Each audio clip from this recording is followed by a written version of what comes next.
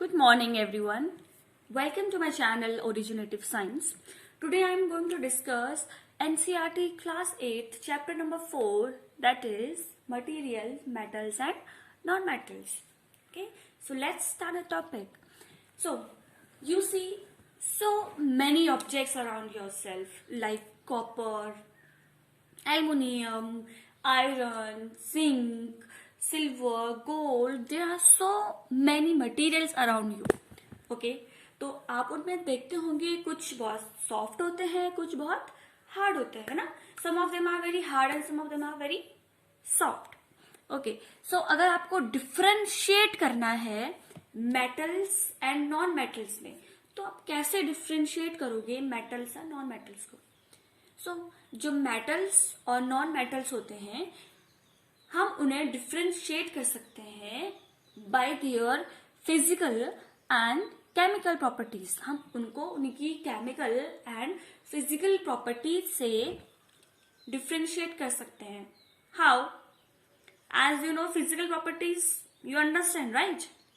Physical property means कि जो भी चेंजेस आपको दिख रहे हैं, लाइक उनके शेप में, उनके साइज में, उनके कलर में, जो भी आपको चेंज दिख रहे हैं, वो क्या है? आपका फिजिकल प्रॉपर्टीज होगी, वो आपकी फिजिकल प्रॉपर्टीज होगी. अब केमिकल प्रॉपर्टीज होती है chemical reactions, that is another thing, we will discuss it also. Okay, so अभी हम डिस्कस करने वाले हैं मेटल्स की फिजिकल प्रॉपर्टीज को. तो जो मेटल होते हैं, metals are malleable. Malleable means क्या होता है?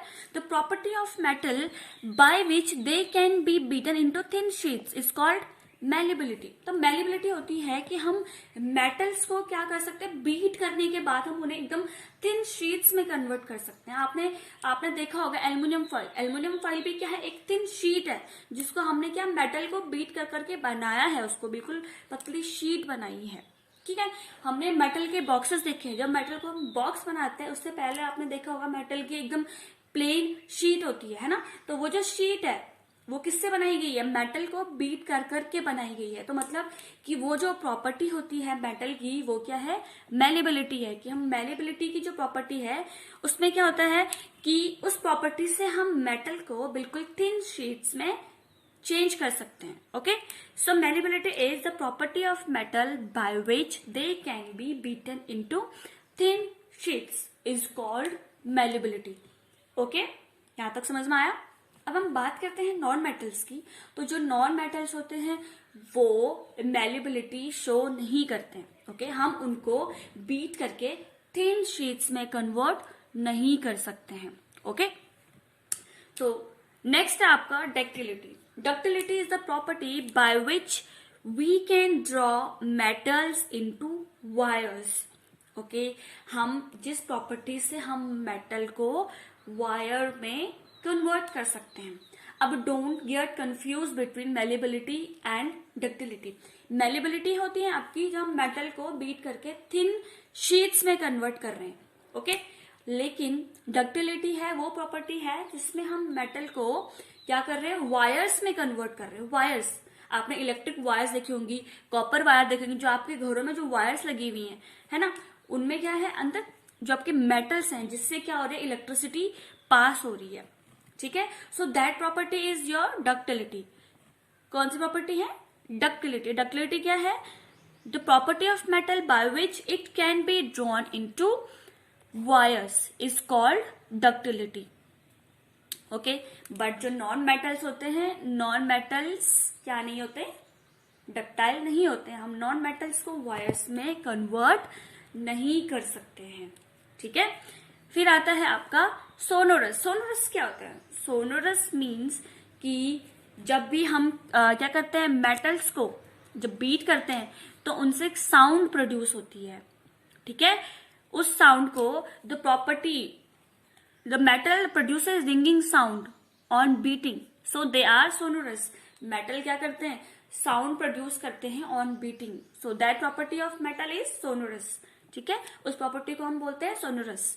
एंड नॉन मेटल जो है they are not sonorous, they do not produce sound on beating. जब भी आप स्कूल में देखते होंगे, जब स्कूल बेल बजती है तो मेटल जब आप रिंग करते हैं, एक दूसरे को जब बीट करते हैं तो उस टाइम पे एक रिंगिंग साउंड प्रोड्यूस होती है ना। सो that property of metal is sonorous, but non metals को अगर आप बीट करोगे तो उससे साउंड प्रोड्यूस नहीं होगी। फिर है आपका लस्टरस। लस्टरस मीन्स होता है कि जो मेटल की सरफेस होती है शाइनी होती है। The shiny surface of metal is your lustre. ठीक है, मतलब मेटल के पास क्या होता है, लस्टर होता है। मतलब लस्टर मतलब कि उनकी जो सरफेस होती है वो शाइनी होती है। ठीक है, बट नॉन मेटल्स के पास लस्टरस सरफेस नहीं होती है। फिर है गुड कंडक्टर ऑफ इलेक्ट्रिसिटी। अब जब हम मेटल से वायर बना रहे हैं तो it means metals are good conductors of electricity, है ना, कि मेटल से इलेक्ट्रिसिटी पास होती है। Okay, so the metals are good conductor of electricity, but non-metals are not good conductor of electricity. They are bad conductor of electricity. ठीक है, and the last one is hard. Hard, all the metals are hard except two. As you know, exceptions are always there. So, कौन से metal hard नहीं होते हैं? Sodium and potassium, दो ऐसे metal हैं जो क्या होती हैं, बहुत सॉफ्ट होती हैं। इतनी सॉफ्ट होती हैं कि आप इनको इजीली नाइफ से कट कर सकते हो। ठीक है, समझ में आया कि जो मेटल्स हैं वो क्या होते हैं, आपके हार्ड होते हैं, और आप इनको मेटल्स जो है आपके हार्ड होते हैं, but there are always exceptions कि दो मेटल्स होती हैं, कौन सी, सोडियम एंड पोटेशियम। जो दो मेटल हैं आपकी वो क्या होती हैं, बहुत सॉफ्ट होती हैं, आप इनको इजीली नाइफ से कट कर सकते हो। फिर आता है आपका नॉन मेटल्स। नॉन मेटल्स क्या होते हैं, नॉन मेटल्स आर सॉफ्ट।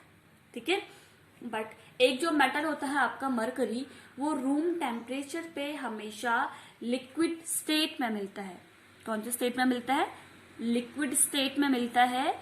कहाँ पे, रूम टेम्परेचर पे। तो आपको ये भी याद रखना है, ओके, कि सारे मेटल्स हार्ड होते हैं except two, sodium and potassium. These two metals are soft, इतने सॉफ्ट कि हम इनको we can easily cut them with the help of knife. Okay, but the non metals are soft. जो non metals होते हैं आपके वो क्या होते हैं, सॉफ्ट होते हैं। Okay, this is all about the physical properties of metal. We will discuss chemical properties in my next video. Okay, if you have any doubt you can ask me below in my comment section. Thank you for watching.